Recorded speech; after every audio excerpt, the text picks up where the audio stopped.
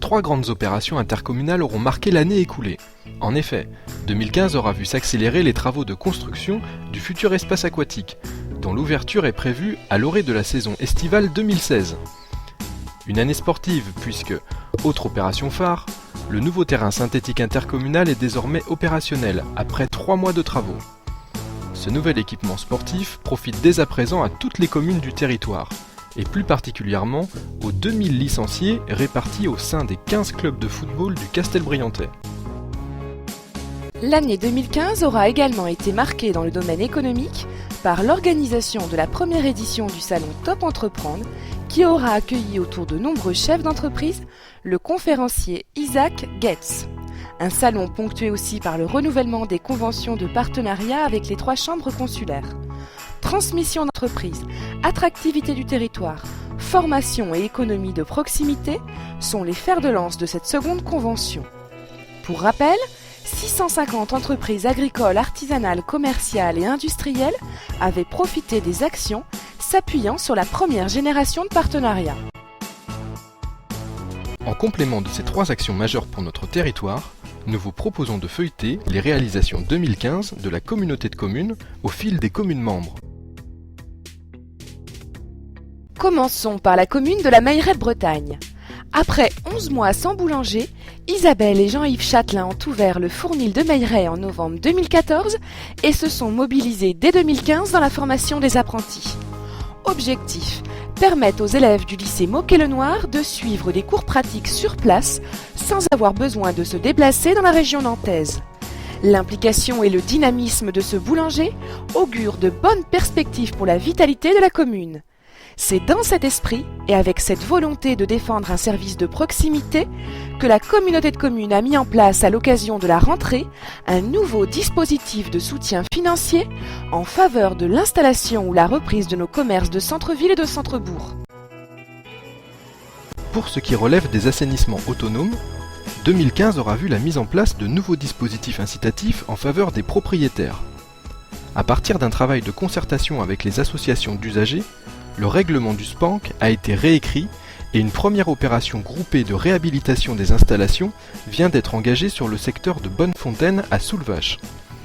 Ce dispositif incitatif, qui vient compléter les actions mises en place en 2014, à savoir l'aide intercommunale de 1 000 € par dossier et les tarifs préférentiels proposés pour les vidanges, aura vocation à être étendu à d'autres villages du territoire avec l'accord de l'Agence de l'eau.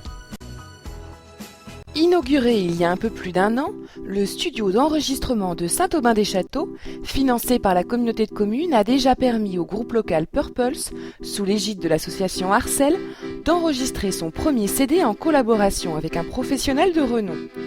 Cette action répond également à l'ambition de la communauté de communes de soutenir les artistes locaux. Ce second studio fonctionne en complémentarité avec celui aménagé au conservatoire intercommunal, conservatoire qui propose depuis la rentrée 2015 de nouvelles disciplines dans l'air du temps à ses 660 élèves. Musique assistée par ordinateur, guitare électrique, section hip-hop font désormais partie intégrante des disciplines enseignées par les 33 professeurs. Tout comme l'éveil et l'éducation artistique, le soutien aux artistes locaux est devenu une constante de la politique culturelle intercommunale. Cette année, l'accompagnement des artistes amateurs s'est décliné aux forges de Moidon-la-Rivière, où 6 sculpteurs, graphistes et peintres locaux se sont succédés pour présenter leurs œuvres, mais également à l'Office de tourisme, qui a accueilli 11 expositions, parmi lesquelles des peintres et photographes du territoire, ou encore au Jardin des Remparts, où 7 troupes amateurs ont participé à la 3e édition de Nos communes ont du talent. 126 foyers de la commune de Noyal-sur-Bru ont reçu la visite des 2 ambassadeurs du tri intercommunaux. Au total, ce sont plus de 3600 foyers qu'ils ont rencontrés depuis le début de leur mission en décembre 2014. La qualité du tri, qui enregistre une nette amélioration cette année, conforte les actions de sensibilisation qu'ils mènent aux côtés de la Maison de l'Innovation. Le plan local de prévention des déchets ménagers et assimilés, adopté par la communauté de communes en fin d'année 2015, permettra d'aller encore plus loin dans cette démarche.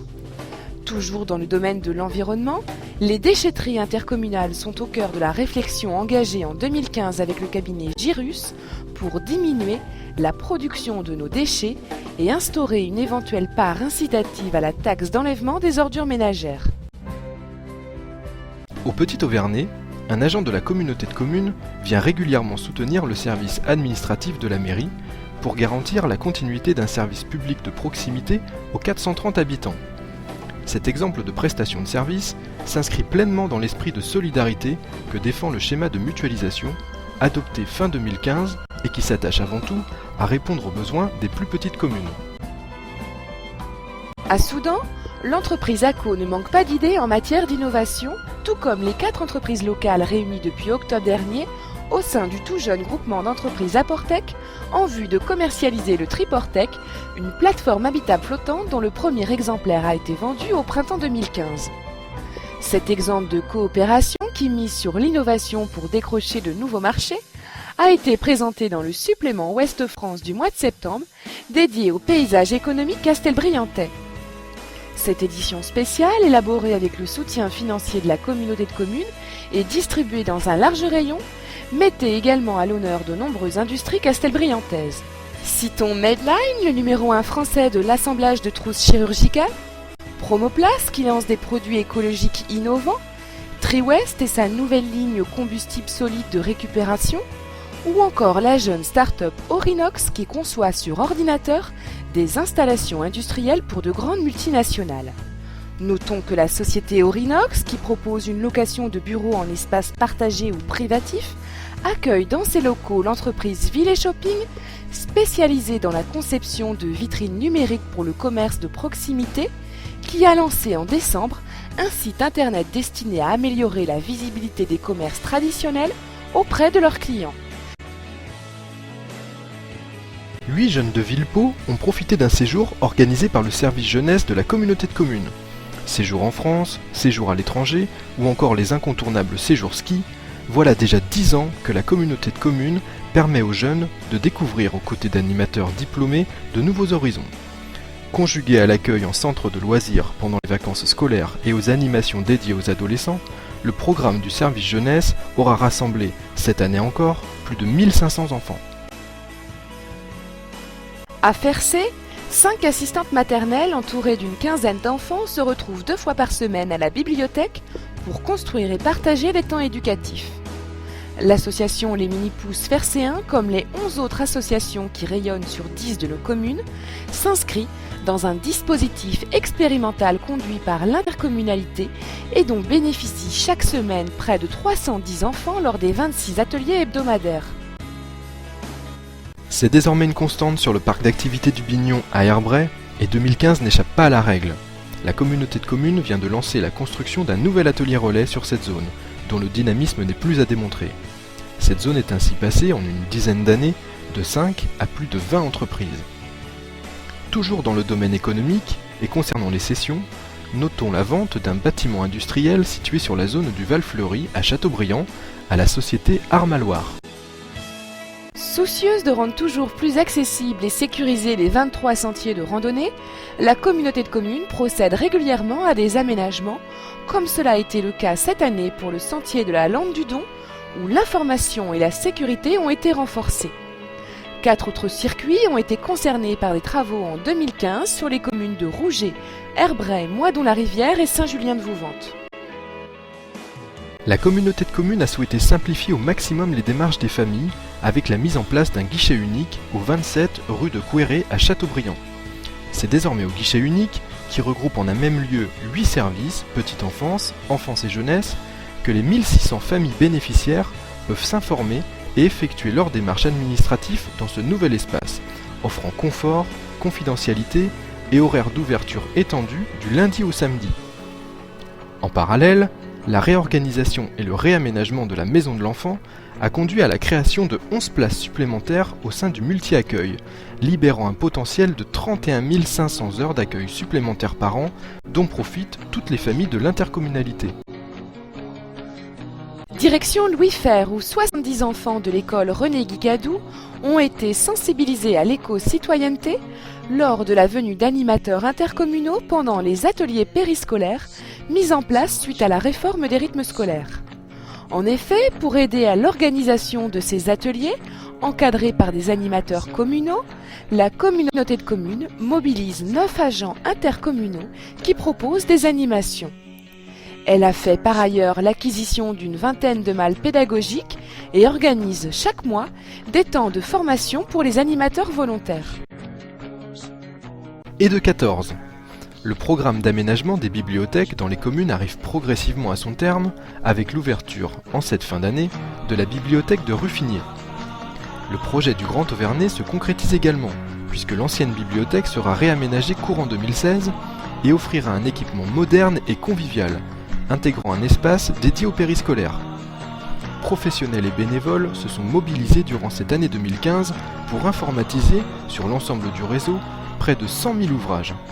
Un travail laborieux mais indispensable pour améliorer le prêt interbibliothèque. Un mot sur la ludothèque qui intervient régulièrement aux côtés des différents acteurs pour conduire des temps récréatifs aussi ludiques que pédagogiques. Citons les 10 ateliers développés en direction des associations d'assistantes maternelles, les interventions lors des ateliers périscolaires et aussi les rendez-vous grand public. Pour exemple, la bibliothèque d'Issé organise tous les vendredis soirs un atelier-jeu en partenariat avec la ludothèque. Plus de 120 enfants ont participé aux 23 rencontres, profitant de la soixantaine de jeux prêtés. Sur la commune de la Chapelle-Glin, la communauté de communes a installé, près du terrain multisport, une table de ping-pong en accès libre. Ce nouvel équipement vient compléter l'offre de structures sportives aménagées par l'intercommunalité. Avec la réalisation du terrain multisport de Juigné-des-Moutiers, la communauté de communes voit s'achever en 2015 un premier programme intercommunal qui visait un équipement sportif dans chacune des 19 communes pour un montant total de 700 000 €. À Rouget, ils sont 185 enfants à profiter des interventions en milieu scolaire. Ce dispositif, qui concerne 4000 enfants, est une volonté intercommunale affichée depuis de nombreuses années et réaffirmée en 2015 avec le renouvellement de la convention liant la communauté de communes et l'inspection académique. Depuis la rentrée, 7 professeurs du conservatoire mettent tout en œuvre pour organiser le prochain Festimôme, un rendez-vous auquel participeront 4 établissements scolaires. Autre action phare destinée aux scolaires, la création d'un orchestre cuivre et percussion au collège de la Ville-aux-Roses. 5 professeurs du conservatoire se rendent chaque semaine dans ce collège classé dans le réseau d'éducation prioritaire. Objectif : permettre à 23 élèves volontaires de former un orchestre capable de se produire devant un public. 23 enfants de Saint-Julien-de-Vouvante ont participé à la 5e chasse aux œufs organisée par le service jeunesse. Avec près de 1000 enfants venus de tout le territoire, l'esprit communautaire de ce rendez-vous ne cesse de se renforcer d'année en année. En parallèle de ces grands événementiels qui rythment l'année, des animations de proximité sont aussi proposées dans les communes. Ainsi, que ce soit à la bibliothèque intercommunale, lors des séances de lecture dédiées aux bébés, ou bien dans le centre-bourg, lors des visites découvertes encadrées par l'office de tourisme, ou encore lors des ateliers d'éveil coordonnés par l'équipe du relais d'assistantes maternelles, la communauté de communes encourage et accompagne à Saint-Julien et dans les 18 autres communes les bénévoles et associations qui proposent des rendez-vous de proximité. La commune de Juigné-des-Moutiers va procéder à la réalisation d'une zone de stationnement et de nouveaux chemins piétons, notamment aux abords de la bibliothèque et du terrain multisport. L'intercommunalité apportera donc son soutien à cette opération pour un montant de 15 700 € puisque chaque année, la communauté de communes attribue par le biais des fonds de concours et sur la base de 200 000 € une aide financière aux communes pour contribuer à la réalisation de leurs projets.